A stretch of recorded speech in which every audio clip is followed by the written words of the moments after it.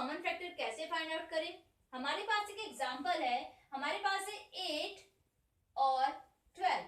हमारे पास ये दो नंबर है जिसमें हमने फाइंड आउट करना है कॉमन फैक्टर ऑफ 8 और 12 का, कि इन दोनों नंबर का कॉमन फैक्टर क्या है। तो 8 और 12 दो नंबर हमारे पास है, तो सबसे पहले कॉमन फैक्टर निकालने से पहले हमारा जो फर्स्ट स्टेप होगा वो क्या होगा, हमारा जो फर्स्ट स्टेप फाइंड आउट करना होगा वो होगा फैक्टर फाइंड आउट करना।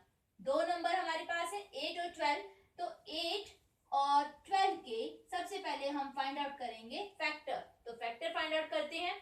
8 के फैक्टर्स कौन कौन से होंगे, आपको 8 के पेयर ऑफ फैक्टर्स बनाने हैं।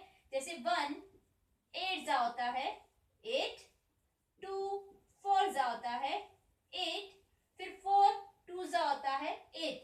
अब 2 के बाद नेक्स्ट नंबर आता है आपके पास 3, पर 8 जो है वो 3 से डिवाइड नहीं होता और 3 की टेबल में नहीं आता, तो आप 3 नहीं लेंगे यहाँ पर।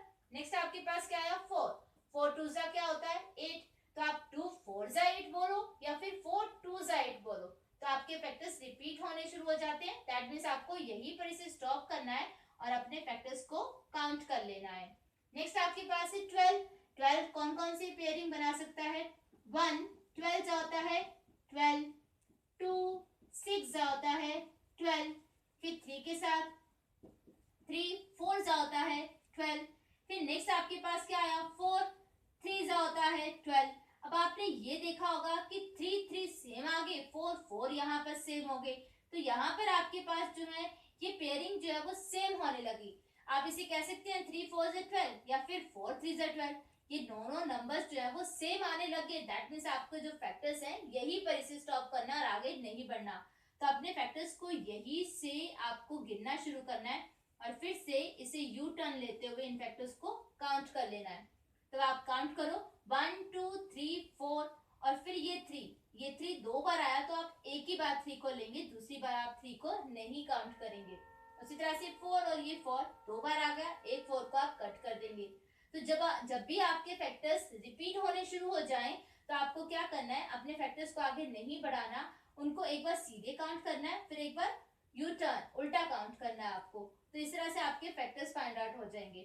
तो आप इसे काउंट करते हैं, हमारे पास कौन कौन से फैक्टर्स आए। फैक्टर्स ऑफ 8 और फैक्टर्स ऑफ 12। तो 8 और 12 दोनों के फैक्टर्स हमारे पास आ गए 1 2 4 8, 1 2 4 8, ये 8 के फैक्टर है। 12 के फैक्टर आपके पास आए 1 2 3 4 6 एंड 12, 1 2 3 4 6 एंड 12। तो हमने 8 और 12 दोनों के फैक्टर लिखे। अब अपनी फैक्टर फाइंड आउट कर लिए। फैक्टर फाइंड आउट करने के बाद हमारा नेक्स्ट और लास्ट स्टेप क्या होता है, कॉमन फैक्टर फाइंड आउट करना। तो 8 और 12 के दोनों के कॉमन फैक्टर निकालने हैं। तो नेक्स्ट स्टेप आपके पास होगा कॉमन फैक्टर्स ऑफ 8 एंड 12। तो 8 और 12 दोनों नंबर की कॉमन फैक्टर फाइंड आउट करने हैं, तो यहाँ पर हम उसे फाइंड आउट करते हैं।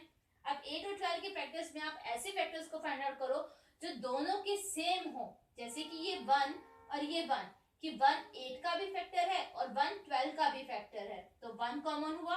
उसके बाद ये 2 और ये 2 8 का भी फैक्टर होता है और 2 12 का भी फैक्टर है। उसके बाद नेक्स्ट क्या आया 4, कि 4 जो है ये दोनों में कॉमन है, 4 8 का भी फैक्टर है और 4 12 का भी फैक्टर है।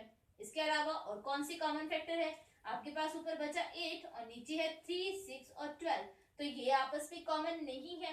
तो कौन कौन सी कॉमन फैक्टर हुए, 8 और 12 की कॉमन फैक्टर हमारे पास आए 1 2 और 4।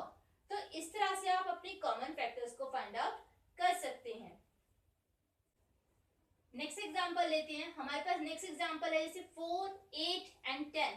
अब हमारे पास यहाँ पर तीन नंबर है जिसका हमने कॉमन फैक्टर निकालना है, 4 8 और 10 का। तो कॉमन फैक्टर निकालने से पहले वही से हम सबसे पहले क्या फाइंड आउट करेंगे, सबसे पहले हम फाइंड आउट करेंगे फैक्टर। तो फैक्टर ऑफ 4 8 और 10 फाइंड आउट करते हैं। 4 के हम फैक्टर्स निकालते हैं। 4 के कौन कौन से फैक्टर हो सकते हैं, जैसे 1 4 जा होता है 4, 2 2 जा होता है 4 और फिर 3 की टेबल में 4 नहीं आता। नेक्स्ट क्या आता है 4 4 1 जा होता है 4। तो आपके फैक्टर्स आ गए, हमारे पास ये फैक्टर्स आ गए 1 2 और 4, ये 2 और ये 2 सेम हो रहा है, तो हम एक ही बार लेंगे, एक 2 को हम कट कर देंगे। तो हमारे पास 4 के फैक्टर्स आ गए 1 2 और 4, 1 2 और 4। उसी तरह से हमने नेक्स्ट फैक्टर बनाए 8 के कौन कौन से फैक्टर्स हो सकते हैं, जैसे 1 8 जा होता है 8, 2 4 जा होता है 8। अब 8 जो है वो 3 से डिविजिबल नहीं है, तो वो 3 में नहीं आएगा। फिर आपके पास आता है 4 2 जा। अब 2 4 जा 8 बोलो या 4 2 जा 8 बोलो, एक ही बात है। तो यहाँ पर आपके फैक्टर्स रिपीट होने लगे, दैट मीन्स आपको यही पे स्टॉप करना है और इसे काउंट कर लेना है। तो 8 के फैक्टर्स आपके पास आ गए 1 2 4 और 8। इस तरह से हम नेक्स्ट फाइंड करेंगे फैक्टर ऑफ 10। तो 10 के निकालते हैं, 1 10 जा होता है 10, 2 5 जा होता है 10, और 10 जो है वो 3 और 4 का डिविजिबल नहीं है। तो नेक्स्ट आपके पास क्या है 5, 2 5 जा 10 बोलो या 5 2 जा 10 बोलो, एक ही बात है। तो आपके फैक्टर रिपीट होने लग गए, दैट मीन्स आपको यही पे स्टॉप करते हुए इनको काउंट कर लेना है। तो 10 के फैक्टर्स आपके पास आए 1 2 5 एंड 10। तो इस तरह से हमने फैक्टर फाइंड आउट करे। अब इसे क्या करना है, हम करेंगे इसका कॉमन फैक्टर, कि कॉमन फैक्टर ऑफ 4 8 और 10 कौन कौन से हैं। तो हमारे पास 4 8 और 10 तीनों नंबर का एक कॉमन होना चाहिए, कि हमें ऐसे कॉमन फैक्टर फाइंड आउट करने हैं जो 4 8 और 10 तीनों ही नंबर का एक कॉमन हो। तो तीनों नंबर का एक कॉमन हमारे पास क्या है, यहाँ पर ये 1, उसके बाद नेक्स्ट क्या है ये 2 2 और 1, ये तीनों का एक कॉमन फैक्टर है। नेक्स्ट आपके पास है यहाँ पर 4 और यहाँ 4।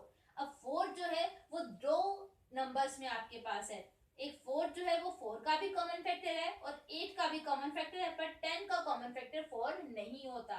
तो यहाँ पर वो 2 का कॉमन फैक्टर है, तो आप उसे नहीं ले सकते, क्योंकि नंबर आपके पास है 3। तो आपको जो भी कॉमन फैक्टर निकालने हैं वो इन तीनों नंबर का ही कॉमन होना चाहिए। अगर वो कॉमन फैक्टर किसी 2 नंबर का है तो आप उसे काउंट नहीं करेंगे। तो यहाँ पर हमारे पास 3 नंबर है, तो इन तीनों नंबर का एक कॉमन फैक्टर कौन कौन से आपके पास है, एक होता है 1 और दूसरा होता है हमारे पास 2। इसके अलावा हमारे पास और कोई भी कॉमन फैक्टर नहीं है जो इनके कॉमन हो। तो इस तरह से आप अपने कॉमन फैक्टर्स को फाइंड आउट कर सकते हैं।